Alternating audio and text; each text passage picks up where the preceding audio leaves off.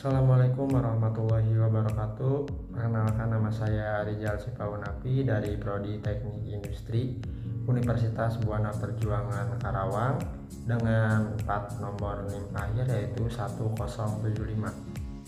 Di sini saya akan menjelaskan tugas daripada proses manufaktur yaitu dengan topik pengembangan, desain, dan ekonomi pada proses pemesinan.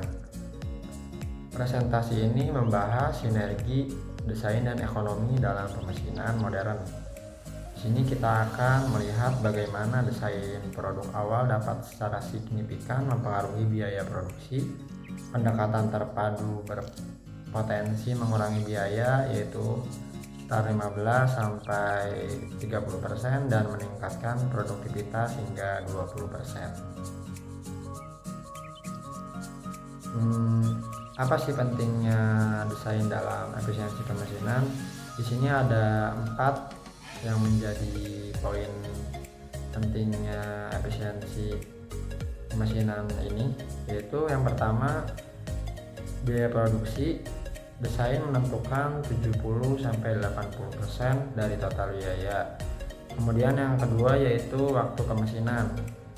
Kesalahan desain dapat melipat gandakan waktu, jadi ya waktunya jadi lebih lama misalnya karena kesalahan desain tersebut.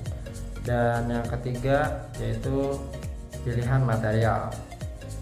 Pemilihan material juga mempengaruhi jenis perkakas dan strategi pemesinan yang akan diproses. Yang keempat yaitu radius sudut. Radius sudut lebih dari 0,05 mengurangi kebutuhan perkakas khusus.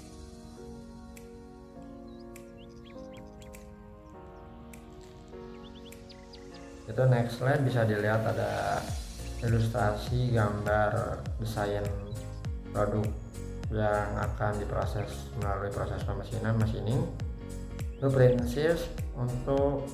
prinsip desain untuk kemudahan pemesinan dalam kurung DVM, yaitu yang pertama penyederhanaan geometri, hindari fitur kompleks atau undercut.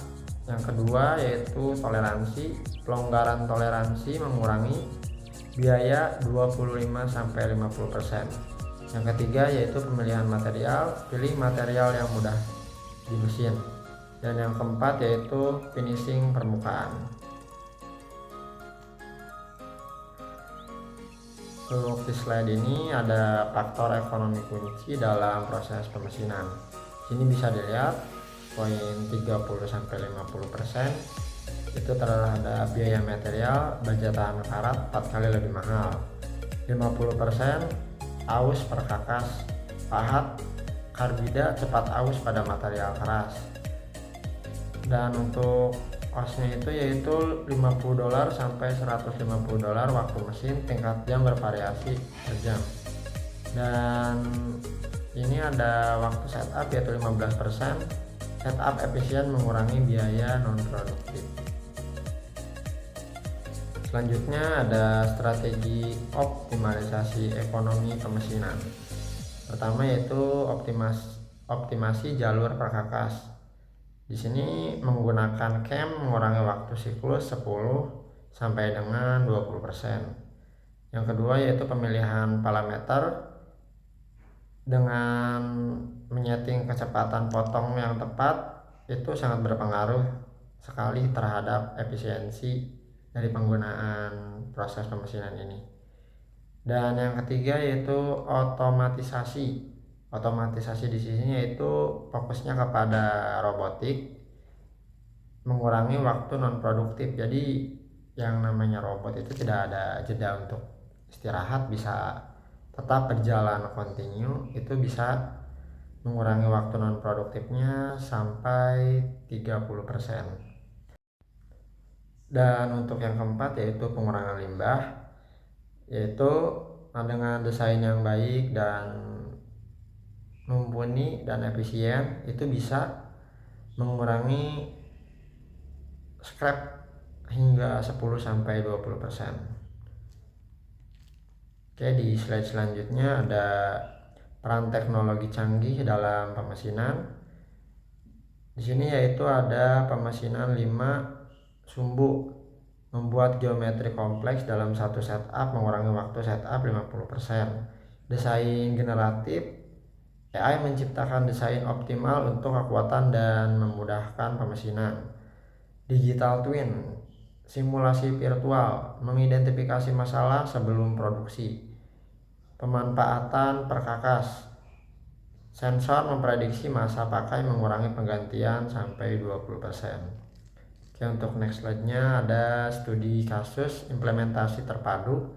Di sini bisa dilihat ada perusahaan X yang bergerak di bidang otomotif, berat komponennya yaitu 15%, dan ada pabrikan Y bergerak di bidang medis, waktu pemesinannya minus 25%, UKMZ perkakas, biaya perkakasnya yaitu 10%. Studi kasus menunjukkan peningkatan efisiensi operasional rata-rata 18% setelah adopsi. Ini membuktikan nilai dari pendekatan terpadu. Next selanjutnya yaitu ada kesimpulan sinergi untuk keunggulan kompetitif. Pilar utama desain dan ekonomi adalah pilar tak terpisahkan.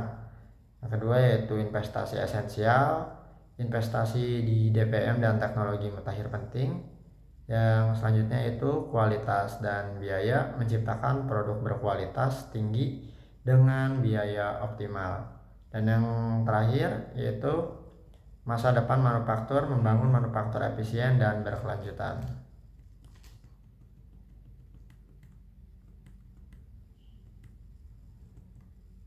Mungkin sekian penjelasan mengenai pengembangan desain dan ekonomi pada proses pemesinan yang dapat saya sampaikan. Kurang dan lebihnya saya mohon maaf. Wabillahi taufiq wal hidayah. Wassalamualaikum warahmatullahi wabarakatuh.